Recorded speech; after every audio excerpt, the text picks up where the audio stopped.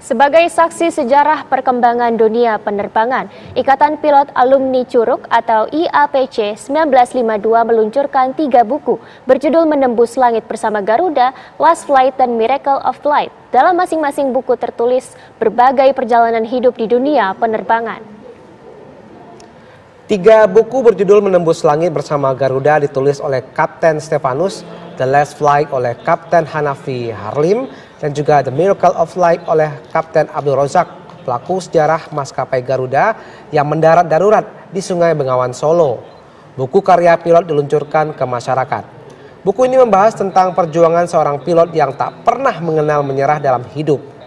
Dan pemirsa, buku tersebut ditulis berdasarkan kisah nyata 3 pilot alumni Curug dengan insiden yang tidak akan terlupa sepanjang hayat. Adapun target untuk pembacanya adalah anak muda yang memiliki keinginan menjadi pilot. Sebab dalam buku tersebut berisi motivasi, edukasi, dan juga inspirasi.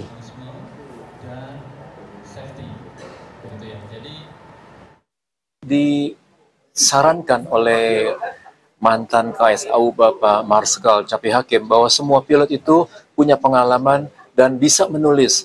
Atas keyakinan itu, ada satu teman saya lagi juga bilang, lebih baik kita menulis buku, karena apa? Buku itu bisa menceritakan nanti untuk anak dan cucu sebagai kenang-kenangan. Pemirsa, Istana buka suara soal penetapan IKN sebagai ibu kota politik mulai tahun 2028. Penetapan ini menandai fase baru pemindahan kekuasaan eksekutif, legislatif, dan yudikatif ke IKN.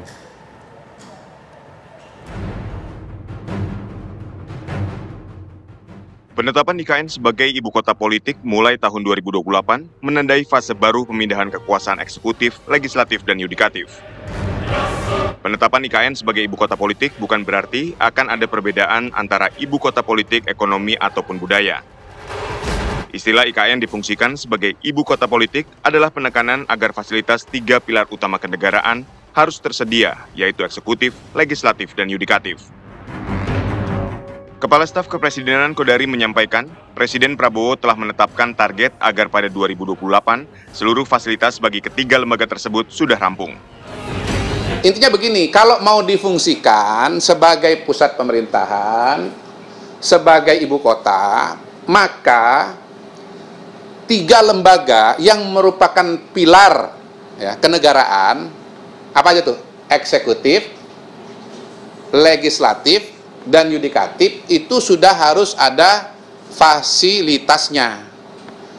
Nah, kalau baru ada eksekutif, baru ada istana negara, tapi legislatif alias DPR-nya nggak ada, nanti ngomong sama siapa? Rapat sama siapa? Kira-kira begitu. Nah, ini sudah ditetapkan oleh Pak Prabowo bahwa per 2028, betul ya? Ketiga lembaga itu sudah harus ada fasilitasnya. Sehingga kalau mau sidang sudah terpenuhi. Ada semua sudah, eksekutifnya sudah ada, legislatifnya sudah ada, dan yudikatifnya sudah ada.